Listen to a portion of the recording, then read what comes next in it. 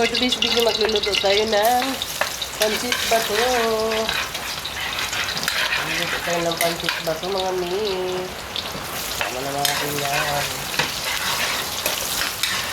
Yan. Ito pala yung ating lulutuin. Pancit bato. Yan. From Bicol region. Yan. Ito yung sahog natin. Baboy. Malasa ito. Yung tinatago-tago ko pang ano dyan. Yan. Kita nyo naman. Yan na. Medyo nakita natin ano na. Nalagyan na natin yung ating gulay. Maraming gulay. Masarap.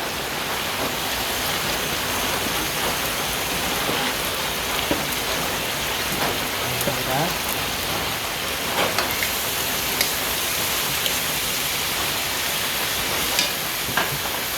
Dito yung toyo, tansya-tansya na lang.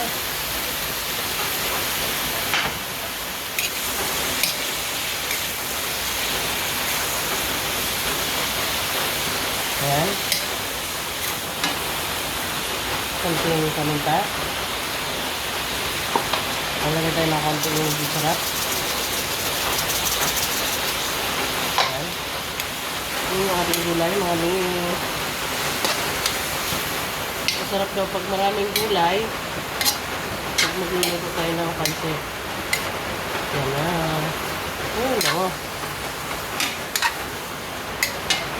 Lagyan na natin ang ating pancit. O, dalawang ano yan ha.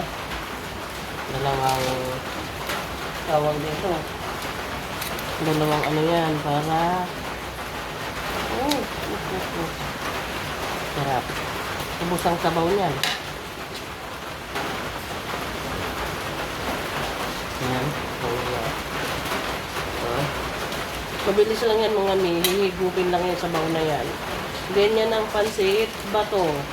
Dapat pag nagluto ka nito, masabaw. Kasi hinihigup niya yan. Ayan na. Kita nyo yan mga mi. Oh. Lalagay na natin ako dyan. Lalagay na natin yung gulay.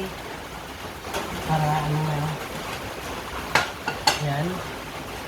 Okay, masarap kasi nito mga mi, yung pancit bato. May sabaw-sabaw. Mainit-init ba? Ayan yung gulay niya. Daming gulay, ang sarap. Ayan, sarap din ng sahog. Ayan, tansya-tansyahin nyo na lang kung tingin nyo, ano, pwede naman kayo magdagdag. Pero masarap na yung ganyan. Lagyan natin ng konting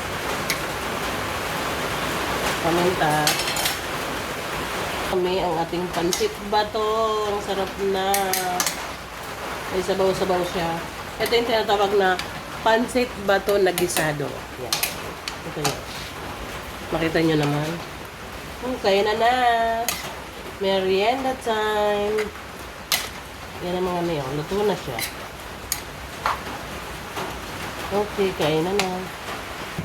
Ito na yung ating pancit bato na gisado. Kain tayo mga merienda time. Kain po.